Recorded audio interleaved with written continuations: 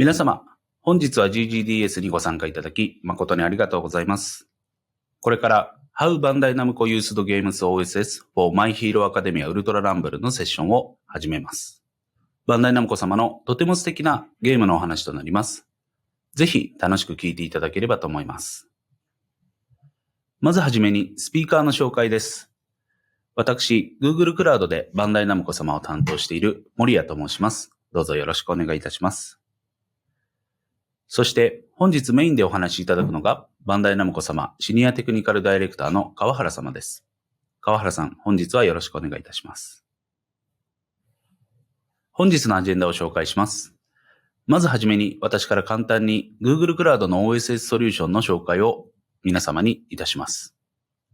その後は川原さんにバトンタッチをして我々とバンダイナムコ様のこれまでの取り組みをご紹介いただいた後に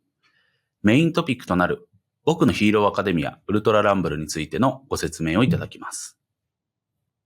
でははじめに Google の OSS の取り組みについてご紹介いたします。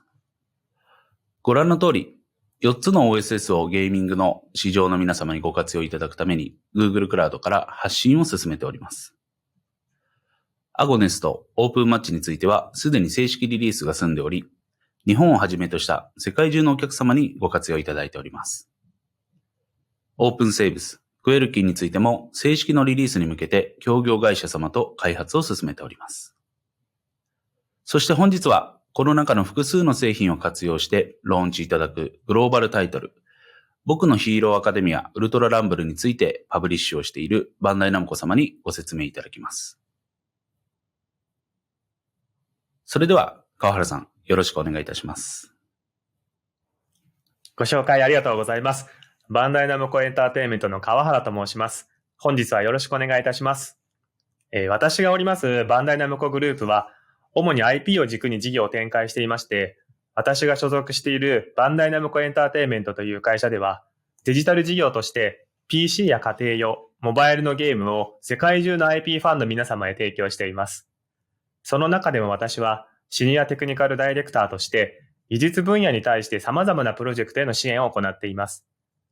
多くのプロジェクトに関わらせていただいているんですけども、今回紹介するもの以外については、弊社のホームページをご覧いただくか、私の名前でググっていただければ、もう少し何しているかはわかると思いますので、ご興味のある方はググっていただけますと幸いです。さて、簡単ではありますが、以上が自己紹介になりまして、本日の私のパートのアジェンダを紹介させてください。まず最初に、BNE と Google さんとの取り組みについてご説明させていただきます。その後、OSS の取り組み事例として、アゴネスやクラウドデプロイを使った僕のヒーローアカデミアウルトラランブルの事例について紹介させていただきます。さて、持ち時間もあんまりありませんので、早速行きましょう。まずは BNE と Google さんとの取り組みについてです。先ほども少し触れましたが、バンダイナムコエンターテインメントが提供するサービスは日本だけにとどまらず、世界中のプレイヤーへ届ける必要があります。そのためには、世界中のプレイヤーが同時に参加しても安定的に稼働する高いスケーラビリティを持つバックグラウンドや、どこの地域からアクセスしても信頼性が高く、レイテンシの低いネットワークを満たす環境を常に求めています。BND では、それらを要件を満たすために、Google 社が提供するスパナーやビッグクエリーなどのサービス、それと世界中に張り巡らされているネットワーク回線を利用して、いくつかのサービスを提供しています。私たちのサービスに組み込むにあたり、Google クラウドの技術担当の方とは常に情報交換をし、最新のクラウド技術を取り込ませていただいています。実は今もここではまだ公にはできませんが、プライベートプレビューの機能をいくつか一緒に検証させていただいています。Google クラウドの技術チームとの情報交換は、新規開発しているサービスへの技術導入のためだけではなく、すでに稼働しているサービスにおいても、さらなる安定のため、情報交換を行い、課題解決を行っています。また、それだけでなく、アゴネスやクラウドデプロイ、この後紹介するパースペクティブ API などの OSS についても一緒に取り組んでいますので、本日はそのあたりについてお話しできればと思っています。一つ目の事例としまして、まだ実際に製品には組み込んでいるわけではないのですが、パースペク API という単語ではなく、文章を AI が解析し、誹謗中傷度を自動でスコアリングしてくれる OSS を使ったシステムの検証をしています。これは昨今ゲームの中でテキストやボイスによるコミュニケーションが頻繁に行われることが多くなってきているため、こちらのスライドにあるように、自身で全てを開発するのではなく、一部 OS を使わせていただいて、より簡単で効率よくチャットにおける誹謗中傷をフィルタリングできるシステムとなっています。こちらはまだ実証実験段階ですので、スコアリングの処理時間や語句解析の精度などに課題があり、まだもう少し時間がかかるかもしれませんが、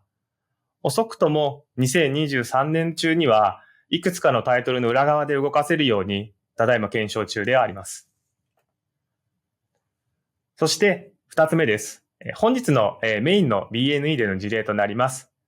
現在鋭意開発中の僕のヒーローアカデミアウルトラランブルで使用している OSS についてお話しさせていただければと思います。まずは本作、僕のヒーローアカデミアウルトラランブルとはどんなゲームなのか説明させてください。こちらのゲームは世界中のユーザーが様々なキャラクターの個性を使い、仲間と共に最後まで生き残ることができたチームが勝者となる3人1組、合計8チームで行われるバトルロイヤル形式のリアルタイム通信対戦ゲームとなっています。このゲームのサーバー処理部分は GCP 上で開発されており、GCP 上の様々なサービスを使って構築されていますが、今回はその中でも OSS のアゴネスやクラウドデプロイをどんなところに使ってどうやっているかをご紹介させていただきます。さて、今回の事例を紹介するにあたり、OSS によるアゴネスやクラウドデプロイをなぜ使っているのかの経緯から説明させてください。私はそうですね、約15年ほど通信対戦などのゲームを作っているんですけども、実際に自分でサーバーリソースをすべて準備しているオンプレミスの時代からやっていて、現在はクラウドが主流になり、さらに Docker などによるコンテナ技術、あとは Kubernetes などオーケストレーションツールが台頭してきていると思っています。これらを使うことによって、プログラマブルかつフレキシブルにサーバー拡張ができるようになったと思っています。しかし、クラウド技術がオンプレミスの時のように過不足の出るリソース管理を抑えることができたんですけど、急激に負荷が高くなった時など、VM レベルで仮想化では必要になった瞬間の起動が遅いため、なかなか負荷を受けきれないという問題は発生しています。とはいえ、コンテナベースでの開発になることで、開発生産性は向上し、環境間のポータビリティも向上しています。しかしながら、Kubernetes だけでは起動されたゲームサーバー特有のステータス等の管理を自前で用意する必要があったり、負荷状況を見て即時的に対応するための自作の監視ツールや管理ツールが必要となって、専用ゲームサーバーを提供するには、まだ少しだけ機能が不十分だと思っていました。また、フレキシブルにサーバーが増減するため、その設定など管理方法についても抜け漏れがないよう、シェフやパペットなどによる設定の自動化などを行って効率化はしているんですけども、実際に、管理台数が増えても大きな手間にはなってはいないんですが、開発環境とかテスト環境、本番環境、QA 環境、あとはどこぞのどこかの開発会社さんが見るための環境みたいな、社内確認用とかもそうですかね。環境前にそれぞれ微妙に設定が違ったりしていて、管理がかなり煩雑になっているっていうのが、現時点でまだ改善の余地があるなと思っております。実態としてこれらを課題にし、本作ではアゴネスとクラウドデプロイで解決したというのが経緯となります。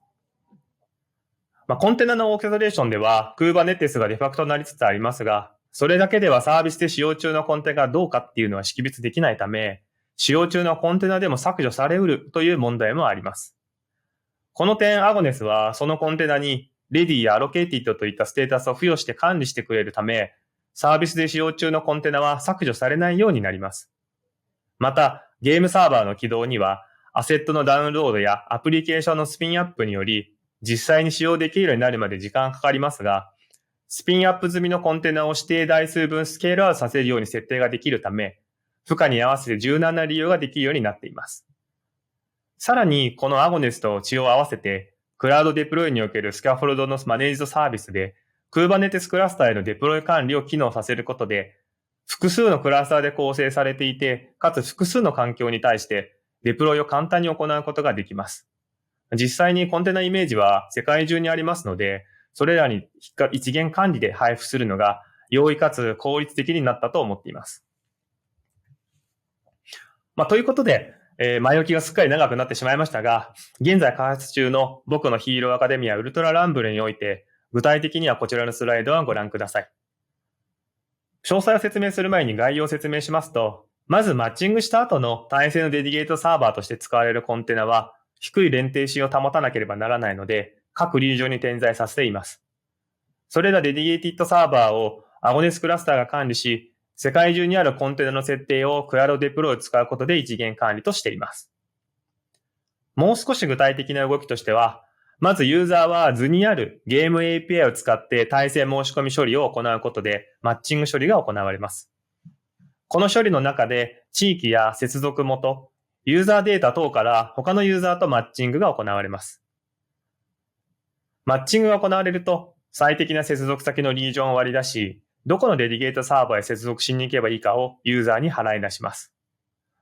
払い出されたユーザーは指定されたデディケーティッドサーバーへ接続しに行き、この時、アゴネスはデディケーティッドサーバーの稼働状況を見て常に準備済みの余剰分を設定台数分確保した状態でスケールアウト、スケールインしていてます。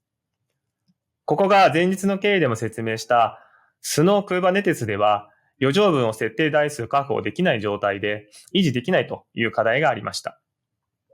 しかし、対戦中のゲームサーバーコンテナでも削除され得るというのは、アゴネスを使うことによってステータスが管理され、その分解決されています。また、このアゴネス自体は特に難しい設定はなく、本当にそのまま任せることにより最適なリソースをそのまま配置されることになります。また、このデディケーティッドサーバーたちは世界中のユーザーからのアクセスをできる限り低い連定子で稼働させるため、いくつかのリージョンに配置されているのですけど、各環境の設定は一括でデプロイできるようクラウドデプロイを使用しています。具体的に言うと、各リージョンと各環境へのデプロイをクラウドデプロイすることで、例えば各リージョンへのデプロイ漏れなどのミスやトラブルがあった際のロールバックが容易にできたり、それらミスを事前に防げるようにデプロイ図に承認フローを組み込めたり、自作で何かしらのツールの準備をしなくとも、デプロイの履歴が GUI で確認できたり、ワールドワイドに配置されたデディケートサーバーたちを統一されたルールで管理することができるようになりました。これはより効率よく安全に管理することができるツールとなっています。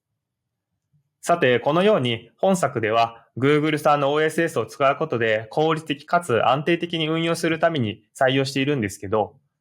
基本的には OSS は自己責任というリスクはあります。しかし今回採用したアゴネスやスキャフォルドは Google が開発提供しているため何かあった時の協力が得やすいということも実際に使ってみようと採用を後押しした側面もあったことは付け加えておきます。簡単ではありますが、以上が Google さんの取り組んだ OSS の事例の紹介となります。最後に今回事例紹介させていただいた僕のヒーローアカデミアウルトラランブルについて、本日新しい情報をとお持ちしようとしたんですけども、なかなか僕から伝えることは難しいかなということで、プロデューサーの宮崎からコメントをもらってきております。はい。CBT2 のテスト結果をもとにサービスインに向けて日々ゲームの改修を行っています。とても面白く進化しているので、今後の発表を楽しみにお待ちいただければと思います。